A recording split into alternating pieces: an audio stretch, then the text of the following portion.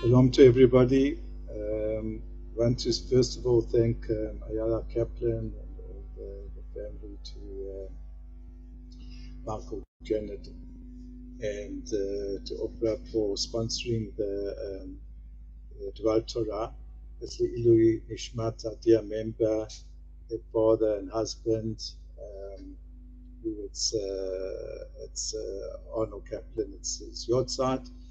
And he was really a wonderful man, a remarkable man, very, very talented, and who went through a lot in the last couple of years. And Bezat Hashem, that amongst other things, he did such a lot of chesed.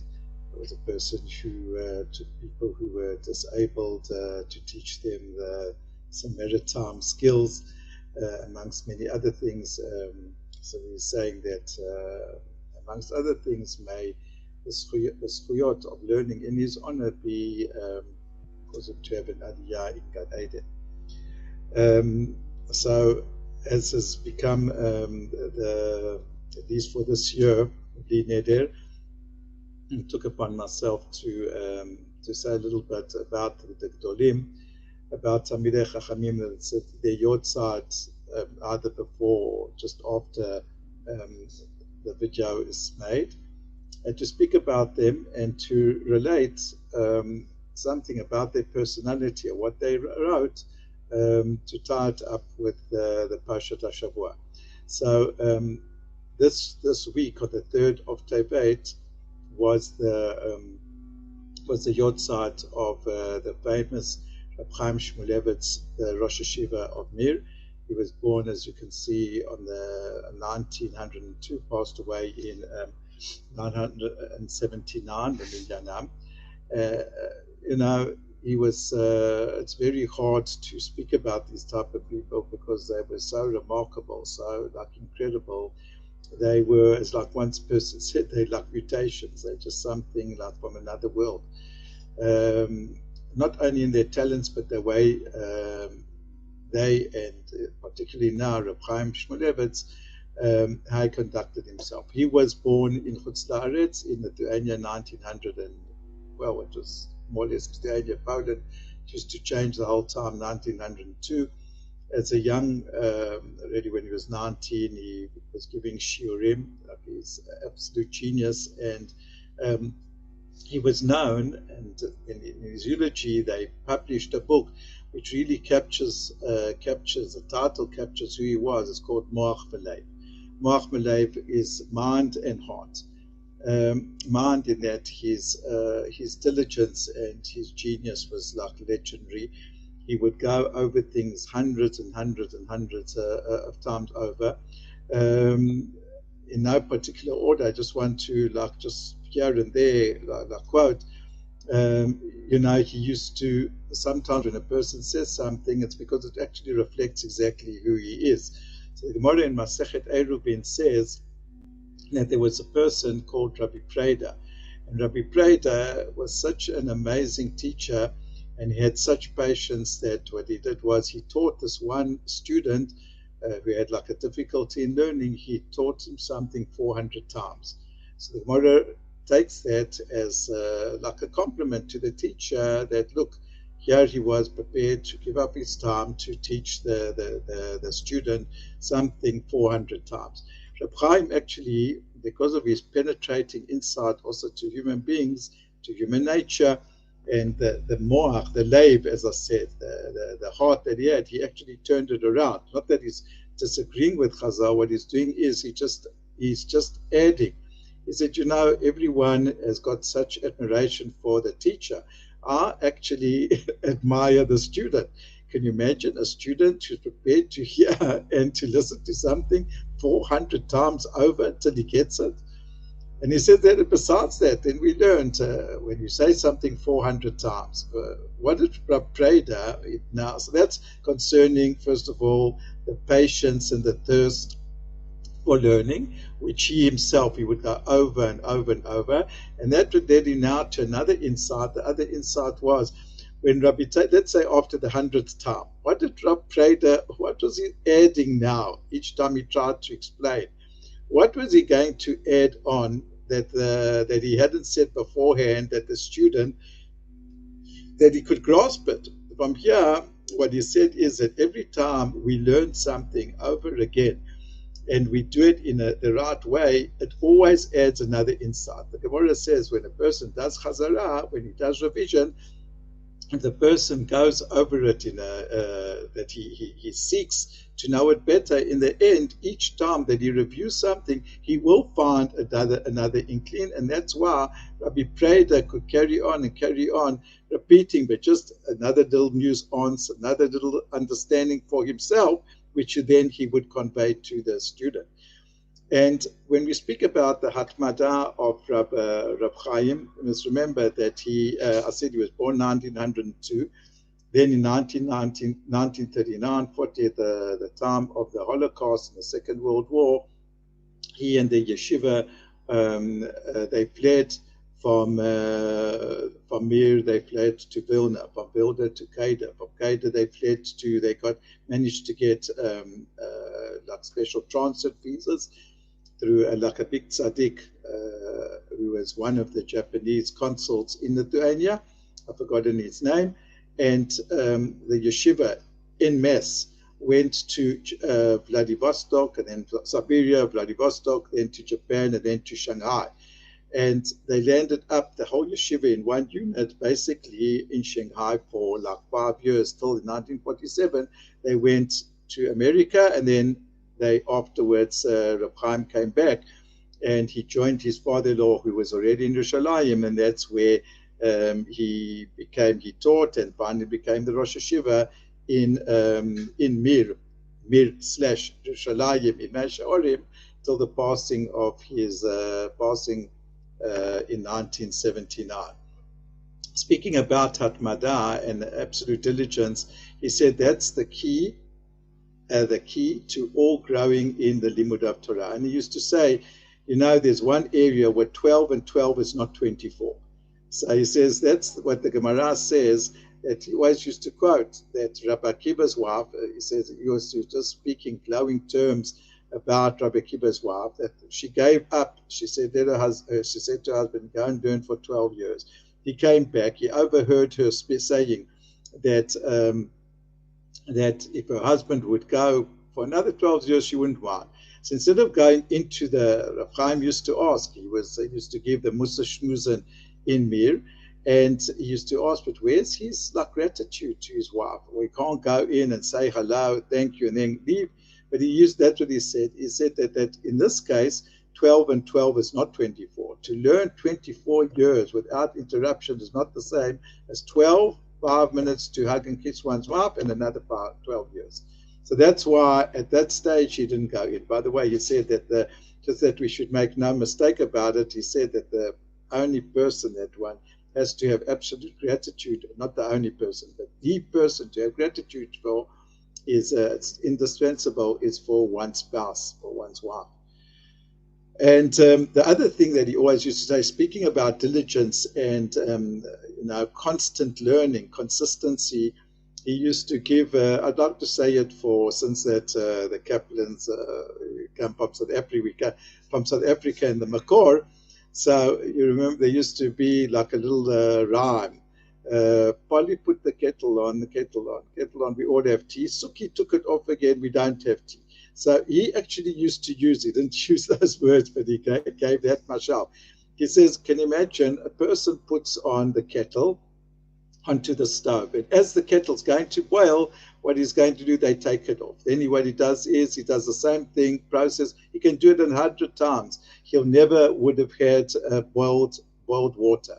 So that's what he used to say always. In order to change, right, in order that a person should become different, if each time he's going to take off the kettle, right, from the stove, things will never change. But if he leaves it on just for a little bit more, it will change. It will be boiled. Okay, it can be cooled down a bit, but it will finally reach the boiling point. So that's what he used to say.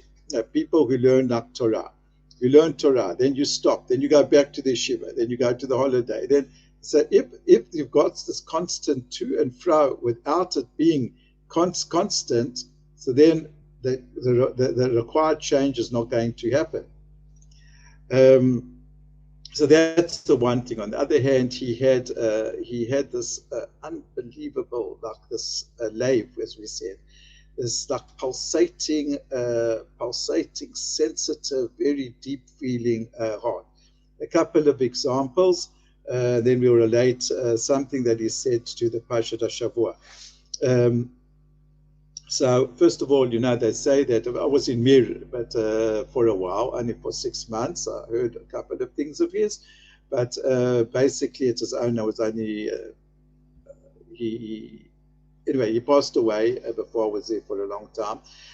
But Reb Chaim, so I didn't see this with my own eyes, but the people in Mir, everyone used to speak about how Reb Chaim on Shavuot, where everyone is like during the laning and Megillat Ruth, everyone's like half sleeping, everyone's like tired from being up the whole night, and he used to stand and he used to sob in the Beit HaMidrash, and he used to cry because he used to cry for Ruth. And the reason that he cried was he used to like sort of describe to himself and to others, look at this woman, she was this most spectacular, splendid princess, she was a queen, Ruth. And then she marries and she loses her husband, and she goes now as an absolute destitute woman with her got nothing. They in abject poverty. They come to Beit Lechem, and what does she have to do? How does she eat? She goes into a field. She picks up kernels of wheat. So can you imagine? And this is how he used to. So his Leib, his passion, his compassion for Ruth, his crying. That wasn't because like a cheap, like a sentimentality, emotion which comes and goes. It just came from his intellect, from his mind. But then it was such a like glowing, burning, like sensitive heart. He would like reconstruct what it is like, a person who was a queen, a person who was so great, a person who had everything. And now what she's going in barefoot to go and to find a little bit of food, of paya, etc., in the fields of Boaz. So that's how he used to cry. So there were many. I mean, we could describe. He used to describe also. When he also used to describe. He was very, very perceptive to people's behavior. And what he said when he was like a young boy, he used to go to the marketplace, and then he saw how people would get. He said some of the goyim, when he was in Lithuania, that start fighting one another. When a third person would try to intervene, what they do is both of them would start now hitting the third person who wanted to make shalom. And then he remembered that, and he always used to say, you know what, 90% of the problems that we've got, sometimes we get involved in arguments that aren't ours. We get involved in an argument, in an issue which has got nothing to do with us. Right? Okay, so one can go on and on and on. And I just want to just to say some of the things that he was, some of the things that he was like known for, not known. I mean, there's so much to speak about. So let me just quote 3 or 4 things. The first one is his definition of kivud av va'em. Kivud av va'em is not that one honors one's parents despite who they are, but it's honoring one's parents because of who they are. So he said that was one of his great chidushim. He used to spend many time to think, in what way is my parent special? What one thing was he different to anybody else? And he used to spend time on it, like his father, to think about in what way was his parents special. The other great thing that he was known for was that he said that if a person hurts somebody else, it could be even that he does it l'shem shamayim, but it doesn't help. It's like putting a finger into the fire, which one will be burnt, whether you're doing it for the sake of heaven or not. His classical proof for that was that on the Haftarah of Rosh Hashanah, we read about that Pnina used to taunt Chana, and she taunted her for a good reason. She wanted her to daven with extra kavanah that she should have children. But the Gemara says that when Chana did have the children, then a lot of the children of Penina, they passed away, and they used to ask, but Penina, the Gemara says Penina did it l'shem shamayim. Why should she be punished? On that, she said that you can't hurt someone l'shem shamayim. It's like if you do it, it's like putting your hands in the fire l'shem shamayim. The other two things, the last one, is that he used to always say, to be born a nice person, you could be born a person, because just like God made the lions, he made the cats, he made the dogs, he made all these creatures with a certain nature. So a person could be born with a certain nature, which is good. They're just born naturally like that. But he says, but to change, so you can be born like more or less with good midot, but to change bad, that can be done without Torah. But to change bad and to correct things without Torah, that's impossible. So again, to be born with certain natural qualities, that can be done without Torah, because that's just how Hashem made you. But to change from good to bad, from bad to good, that's impossible without Torah. He gave famous sichot on Yom Kippur, during the Yom Kippur War, absolute classics in which he spoke about that the Chayalim have got a chedek in Olam Haba that no one can reach because they give themselves over to Klal Yisrael, and that we have to daven with them, and we can't daven from far. I've spoken about it many times before. So he told all the American students, you can't go back to America, you have to remain over here, even though you can't be conscripted or anything, and you have to be in the yeshiva, be close to feeling the tension in Israel, and daven with a full heart over here. Last of all, something from the Parsha. He used to quote the Gemara that says, the Tosefta that says that why was it that Yehuda merited, why did he merit to be king? So some people say he merited to be king because he confessed to his sin with Tamar. The second one said he merited being a king because he was Anav. A third one said he was merited a king because he prevented the murder of Yosef. He said, rather, let's sell him.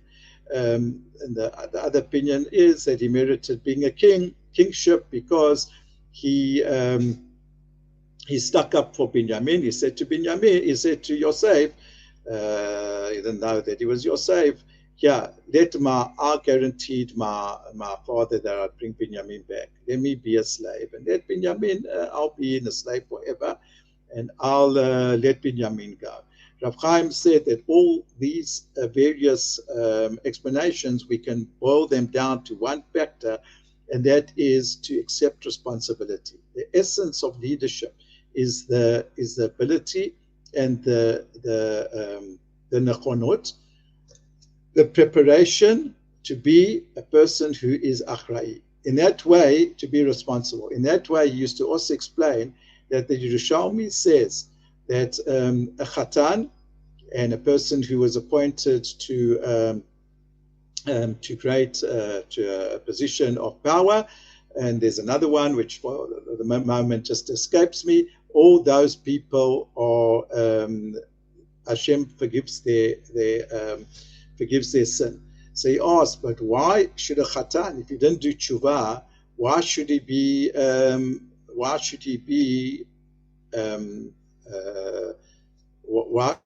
why should he have mechila, pardon for his sins?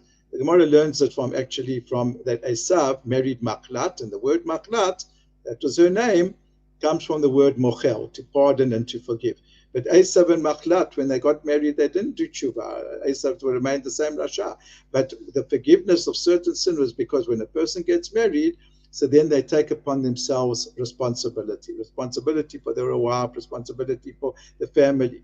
And that's what the key to all, and the same thing with a king, or person who's in a position of power. The key to a person growing greater, the key to a person having mechilat avanot is the preparedness to be a person who takes responsibility for what they did. And the same thing, right? The other opinion who said that when he confessed to that he slept with Tamar, again, yeah, the issue over here is not only the strength. It's the issue is, according to Reb Chaim, he took upon himself responsibility to say, I made a mistake, and to try to correct it and to regret it. Those are some of the great things that Reb Chaim said, and that in this week's Parsha, when Yehuda goes and says, right, let Binyamin go. I'm array for him. I'm responsible for him. I took upon myself to bring him back. So the rest of my life, I'll be a slave. But that's what Achrayut is, and that's why he was finally a person he was the one who Yaakov gave the great quality of leadership. Shabbat shalom lekula.